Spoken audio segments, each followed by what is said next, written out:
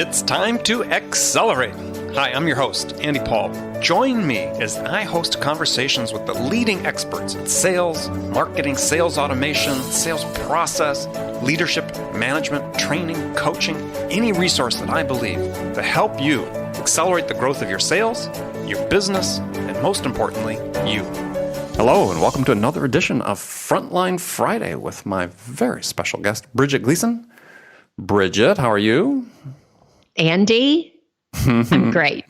That's great. I'm great. Now I'm in my new location here in beautiful Boston, Massachusetts. Yeah, we need, don't want to spend a lot of time talking about this, but you realize you just moved from Boston not that long ago, and now you're back again. I know. I guess there's something magnetic here. I keep finding my way back. You do? It hasn't been intentional, but I keep finding my way back, and I'm super happy to be here. Good. Yeah, there are way worse places you could be than being in Boston, for sure. It's a little cold right now. I'm not used to spring where I need to wear big, huge parkas, and it's 20 degrees. But I'm embracing it. I'm embracing the change. Well, you managed to avoid most of the winter, so yeah, know, spring's just around the corner. As I say That's right. that, I think it's going to snow 2 feet probably before spring comes. Yeah, because where are you today? Where are you today? I'm in beautiful Manhattan. Okay, see, so you're sharing my weather. Yeah, we definitely are. All right, so today we're going to talk about relationships. Great. You say with a panic in your voice. Let's do it. And we're not going to talk about your relationships. We could though, if you want to. But we're going to talk about relationships with buyers.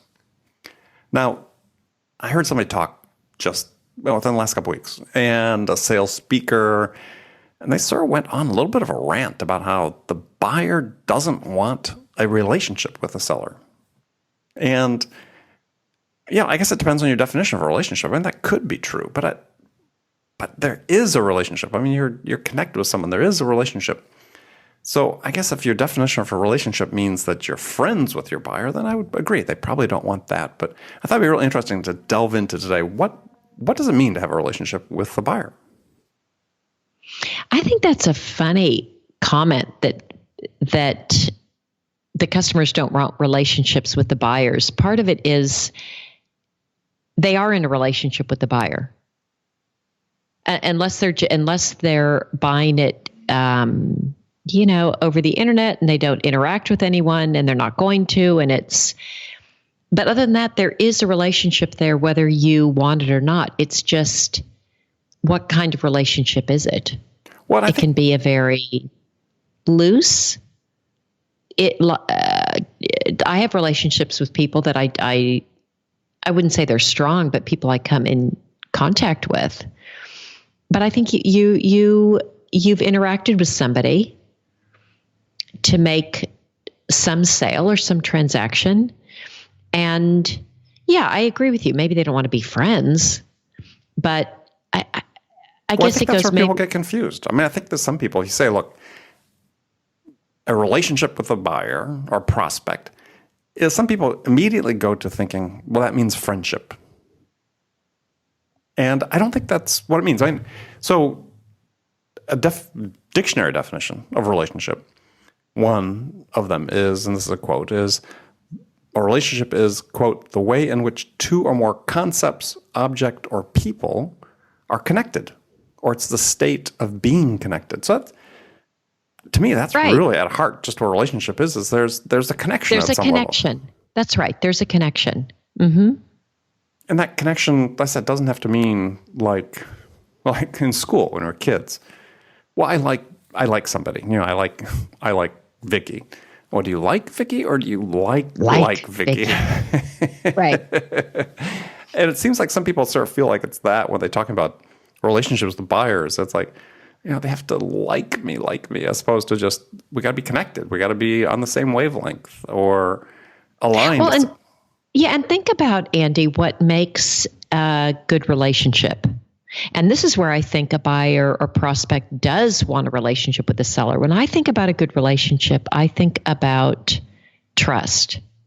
I think about transparency. I think about someone I can count on, who's dependable. Mm-hmm. Lives up to their commitments. Lives up to their commitments. Has integrity. Integrity. I enjoy interacting with. So I think about those relationships. I want that. If I'm a prospect and I'm in a buying cycle, I want those things. I want to know that there's trust and integrity and dependability, and I want that. That's very important to me. So I think you're right. I think there's some confusion around the term, and it's not sales to me. Like when people talk about, oh, I like relationship sales. I think some people do get confused that means we're buddy-buddy, we like being together, we're like they think about the very soft attributes of it, when I think it really is those more core fundamental things that are the ones that really build value in the relationship, and the relationships that are sustained are the ones that are based on some of these fundamentals, trust and integrity and dependability, that sort of thing. And I think the relationship between a buyer and a seller, it's really a performance-based relationship. Definitely. And so buyers have a task that they're trying to achieve. They're trying to gather information to quickly gather information to be able to make good decisions about buying a product or service. And they need your help to be able to do that. So they have to be able to depend on you, but you have to perform. You have to perform. If you can't perform, then you don't have a relationship with that buyer. Well, and I think in any relationship, there's a give and a take. And relationships are also based on expectations. There's a certain expectation I have of people that I'm in a relationship with and that they have of me. And it's the same. It's the same in a buyer-seller or prospect-seller, that there's certain expectations on both sides. And like you said, in this case, it's around performing a certain task or services or delivering something, but there are certain expectations that are required. Mm-hmm. And if those aren't met, the relationship will likely go sour. Yeah, it's hard to have a good relationship without those. Yeah. Well, in the past, I've talked about relationships, or comparing it to the relationship I had with my golden retriever, who unfortunately, since I wrote the article, has passed away. But a golden retriever named Riley, a lovely, lovely dog, and I said, my relationship was that, I'd take him on a walk 3 times a day. I'd feed him 3 times a day. I'd get down on the ground and play with him and roughhouse with him a couple times a day. And I know that there was this, relationship we had, right? And that he loved me. But as soon as I left the door and went on a business trip, somebody else came in. They walked him 3 times a day. They fed him twice a day. They roughhoused with him. He was the object of their attention, or they were the object of his attentions and affections. And I think buyers are somewhat the same way. If you're not getting the job done for them, they might like you, but it's going to be, I don't have time for you, and we don't have a relationship. I'll go with the guy or the woman that's giving me what I need to get my job done. Yeah, because it's based on these certain criteria. Our relationship is based on, in the case of you and Riley, you throwing the ball and giving treats and giving attention. And when you're not there, then Riley's attention went elsewhere. Yeah. Although Riley never forgot you. Well, gosh, I hope not, right? But probably forgot me until I showed up at the door, and it's like, oh yeah, I remember you. I think buyers are probably not too different from that. If you're not performing, you're just not in mind with them. That's right. I sort of think about it. A term I sort of come up with over the years is that, and it's a little bit of an oxymoron, and sort of like jumbo shrimp, is that the buyers they should feel a positive neutrality about you. God, I'd never thought of it that way. A positive neutrality. Where it's not like it's not like they don't like you. And that's okay. That could be on the table. But by the same token is they can't not like you, because that's fatal.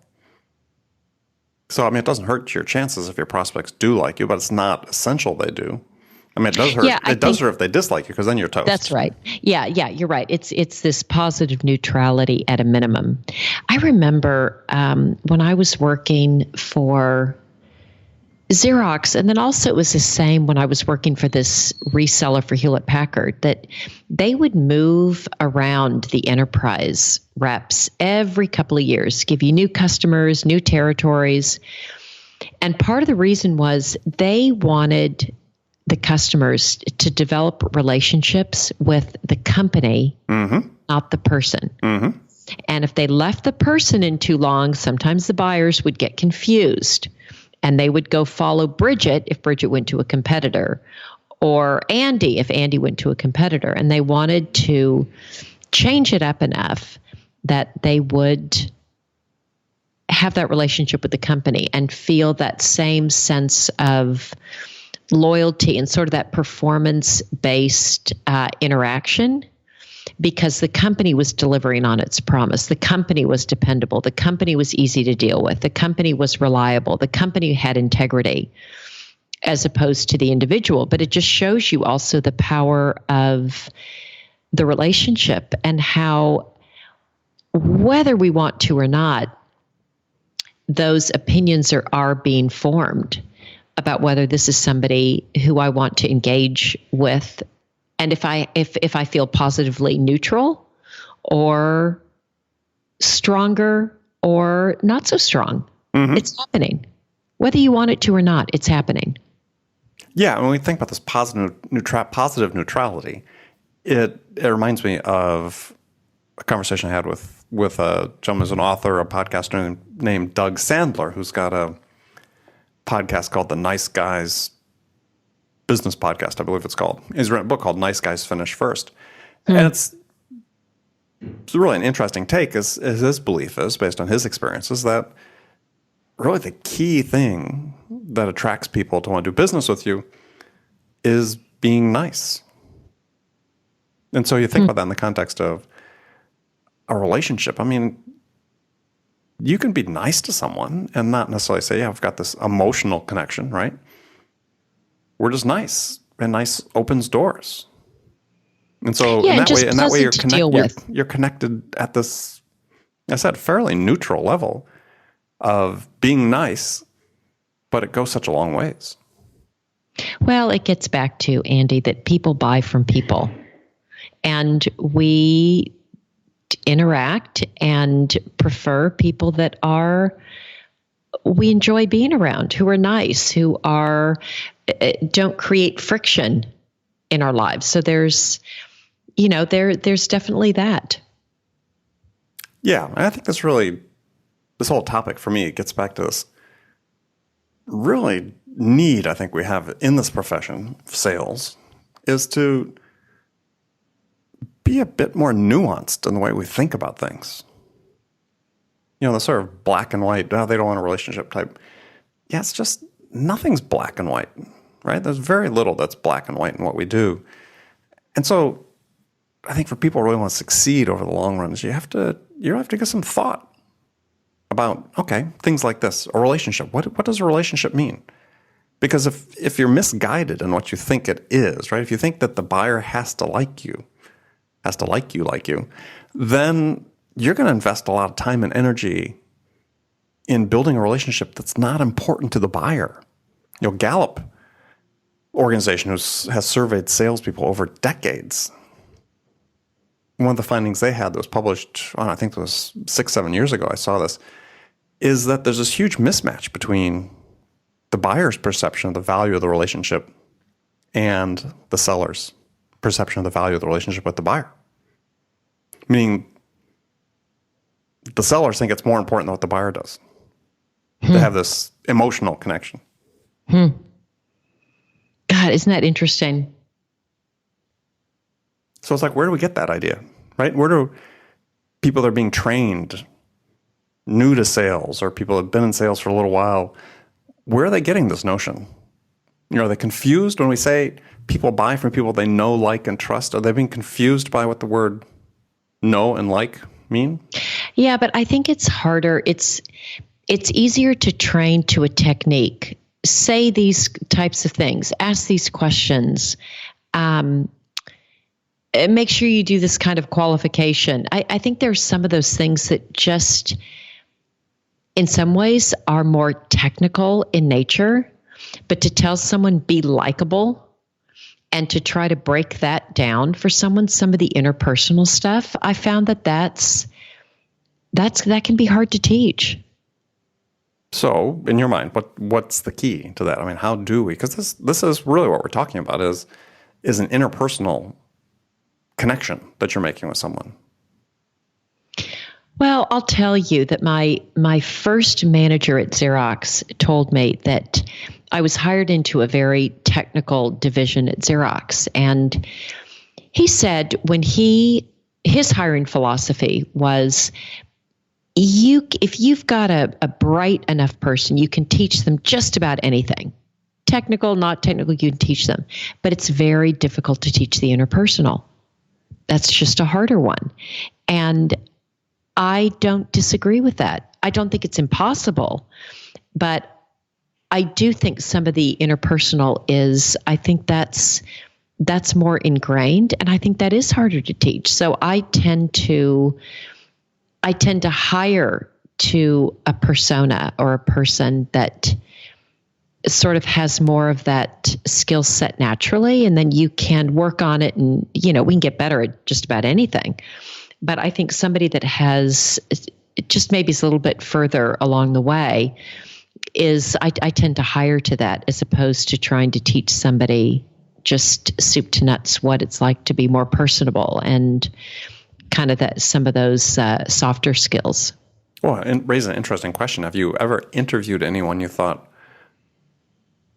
wow, this person's got a lot going on, but they're just kind of a jerk? Of course.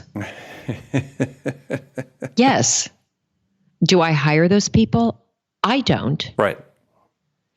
And obviously people do, because they're out there and they often do very well. And some are quite successful. And quite successful. So it's just not, I don't, but that's me. I don't. Does nice go further than, in your mind, does nice go further than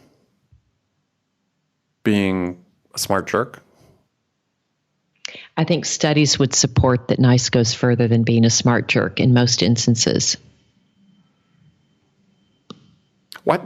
I think it does too. I mean, I asked the question because I thought that's what you would respond. But getting back to this idea of the connection, the relationship, and as you said, having these interpersonal skills to form this connection is, I think, one of the things that people don't think about and need to think a little bit more about with the importance of this is that it's what provides resilience during the buying process of the customer, during your sales process.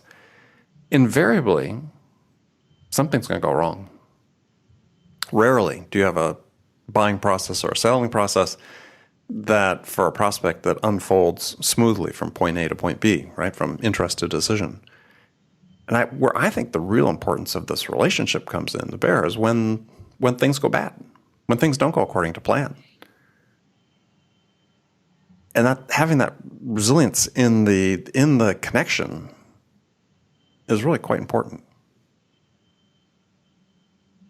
Yeah, I totally agree that you are going to need that. Yeah, you're definitely going to need that. You're going to need that resilience at some point and that connection. And you're right, things don't always go right.